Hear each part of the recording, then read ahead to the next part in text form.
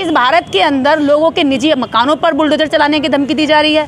Notice लगाए जा रहे थे, बिना नोटिस के चलाए जा रहे थे, लेकिन आज नौबत यहाँ तक आ गई है कि आज बुद्ध विहारों तक ये लोग चल के आ गए हैं। कारण मैं एक चीज़ और कह देना चाहूँगी कि शांति, कि वो कहते हैं कि हम मुसलमानों की चूड़ी टाइट कर रहे हैं, लेकिन चूड़ी मुसलमानों की टाइट नहीं हो रही है। इस देश में चूड़ी बुद्धिस्टों की और अम्बेडकरवादियों की टाइट हो रही है, केवल उनका नाम लिया जा रहा है। लेकिन सरकार का ऑर्डर है, आप पे जो बकाया है उसकी पेनल्टी लगा करके, चक्रवृद्धि ब्याज लगा करके पूरी अमाउंट बनता है। इसे देने में क्या हर्ज है आपको? इसे देने में हर्ज बिल्कुल भी कुछ नहीं है। हम प्रशासन के साथ बैठकर बात करने को तैयार हैं। यहाँ पर चल रही है, अभी भी कानूनी प्रक्रिया चल रही है। आप ये मत सोचिएगा कि हम केवल यहाँ पर बैठ रहे हैं। ये महिलाएं घरों से निकल करके सारा दिन यहाँ पर सुरक्षा के लिए केवल ऐसे ही खड़ी है। यहाँ जो कानूनी प्रक्रिया चल सकती है, उस कानूनी प्रक्रिया के लिए यहाँ जाया जा रहा। कितने तोड़ेंगे, ये विचारवान लोग हैं। आप एक तोड़ेंगे, दूसरा खड़ा कर लेंगे, दूसरा तोड़ेंगे, तीसरा खड़ा कर लेंगे। आपने नालंदा भी तोड़ी थी। आपने विश्व स्तर पर जो ख्याति प्राप्त विश्व गुरु बनाने वाली इस देश में यूनिवर्सिटियाँ थी, उनको खंडित किया था, लेकिन फिर भी बुद्ध खत्म नहीं हुआ ना। आप बुद्ध विहार खत्म नहीं करना चाहते। बौद्ध विहार में, और यहाँ नोटिस लगा हुआ है गेट पर कि ये सील किया जाएगा। बौद्ध विहार नोएडा प्राधिकरण की तरफ से नोटिस लगाया गया है। देखिए, नोएडा प्राधिकरण को हम बता दें कि हम हिंसा वाले लोग नहीं हैं। हम बहुत प्रेम से और करुणा के साथ ये बात कह देना चाहते हैं कि इस भारत के अंदर आप हजारों और लाखों की तादाद में मंदिर, मठ और बाबाओं के दरबार ये अवैध ज़मीनों के कब्जे पर हैं, जबकि बौद्ध विहार अवैध ज़मीन पर नहीं है। इसकी एक ज़मीन की रजिस्ट्री है, और ये बहन कुमारी मायावती जी की सरकार में बहन जी ने ये बौद्धों के लिए दिया कि, और इस जिस अथॉरिटी ने आज ये नोटिस चस्पा किया है, वो अथॉरिटी का जो जिला है खुद तथागत गौतम बुद्ध के नाम से बना हुआ है। जिस बुद्धा के नाम से पूरा जिला बना हुआ है, और पूरे देश के अंदर ये एक मॉडल शहर है जो इस मामले में जाना जाता है कि ये सफाई और एक डिसिप्लिन के मामले में ये नोएडा माना जाता है। आज उसी गौतम बुद्ध के बुद्ध विहार पर यहाँ बुलडोजर चलाने की धमकी दी जा रही है। अभी तक इस भारत के अंदर लोगों के निजी मकानों पर बुलडोजर चलाने की धमकी दी जा रही है। नोटिस लगाए जा रहे थे, बिना नोटिस के चलाए जा रहे थे, लेकिन आज नौबत यहाँ तक आ गई है कि आज बुद्ध विहारों तक ये लोग चल के आ गए हैं। कारण मैं एक चीज़ और कह देना चाहूँगी कि शांति, बुद्ध ने हमेशा कहा है कि शांति और करुणा की बात करो, लेकिन बुद्ध ने कभी भी ये नहीं कहा है कि अपने सेल्फ डिफेंस में हाथ मत उठाओ। ये कायरता होती है। तो बौद्धों को आप ये तो समझ सकते कि वो शांति के प्रतीक हैं, लेकिन कायर समझने की भूल मत करना। भारत में बहुत सारे बौद्धिस्ट यहाँ रहते हैं। लेकिन ये जमीन जो अलॉट की गई थी नोएडा प्राधिकरण के द्वारा 2001 में, ऐसा कहा जाता है, उसका बकाया है आप पर। जो बौद्ध विहार की ये सोसाइटी है, पैसा जमा नहीं किया है पूरी तरह से नोएडा प्राधिकरण में। देखिए, नोएडा प्राधिकरण की जो पैसा है, उस पैसे को बौद्धिस्ट देने के लिए कह रहे हैं। हम उस पैसे को चुकाएंगे, लेकिन वो ब्याज का ब्याज इस तरह से लगा करके एक मतलब संपत्ति को हमसे जितने की जमीन, इतने की तो आज एक इससे बड़ी जमीन खरीद ली जाएगी जितना वो पैसा बता रहे हैं। आज ये इतनी छोटी सी जमीन उनके पेट में दर्द कर रही है।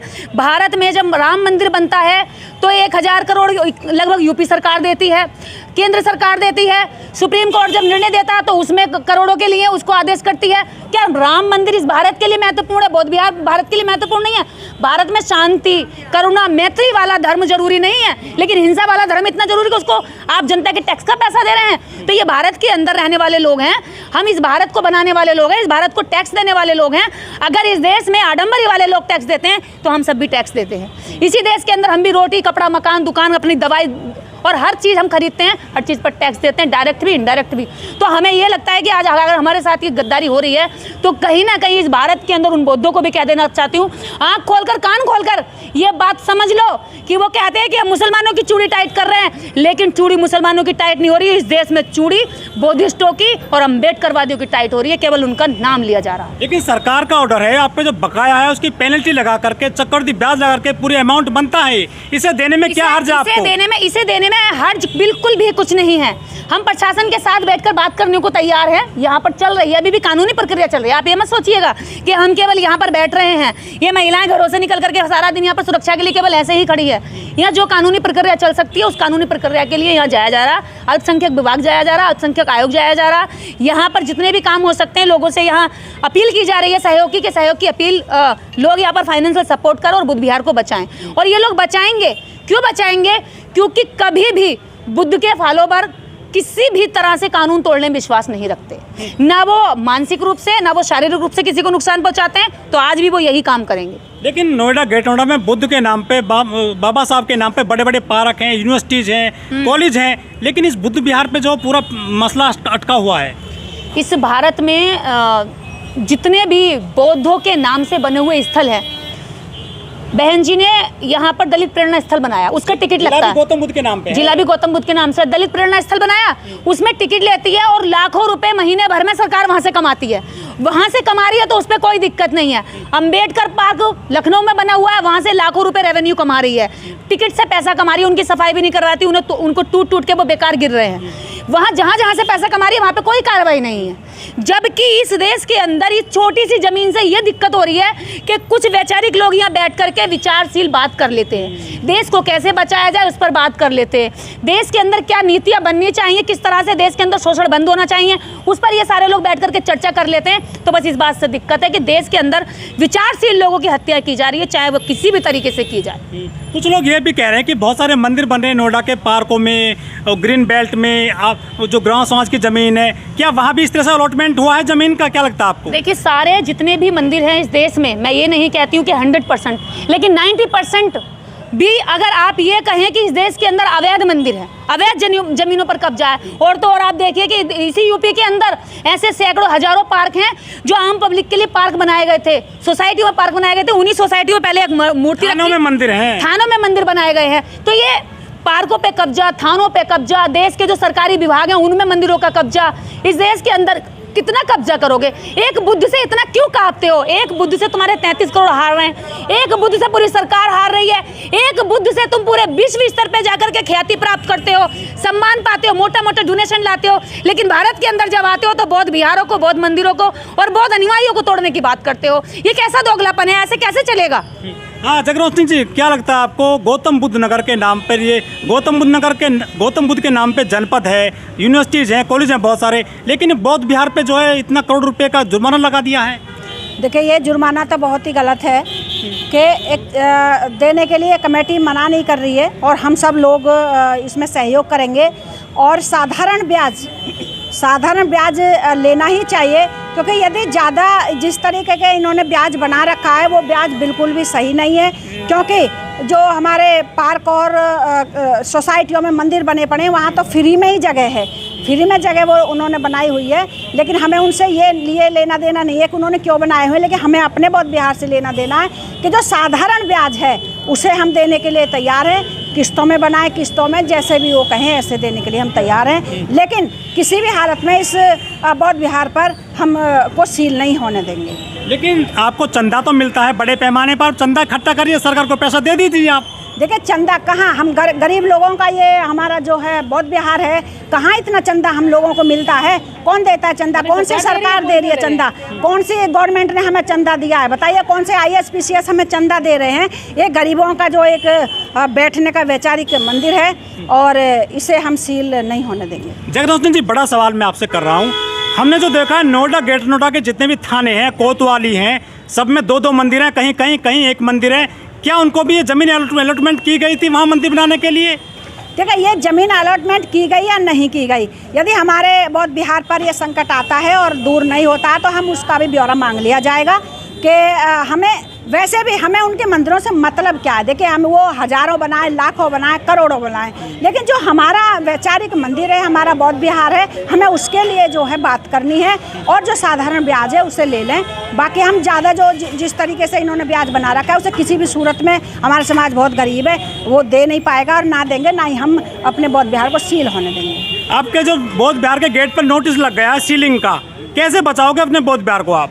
देखिए, बात करी जाएंगे, कैसे नहीं बचाएंगे? ये हमारी आस्था जुड़ी हुई है।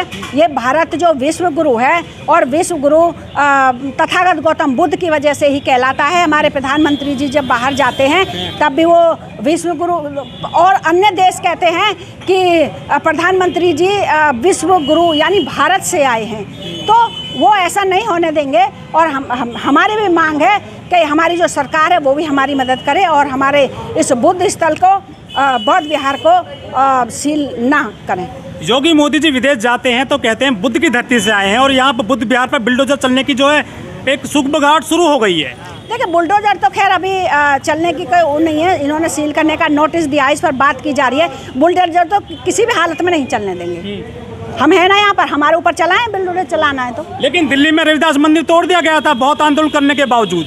नहीं, बहुत आंदोलन किया, लेकिन उसको बचाने की कवायद की गई और वो उसको हम बिहार के अंदर मत करना, कोई भड़काऊ वाला, हाँ है ना जी।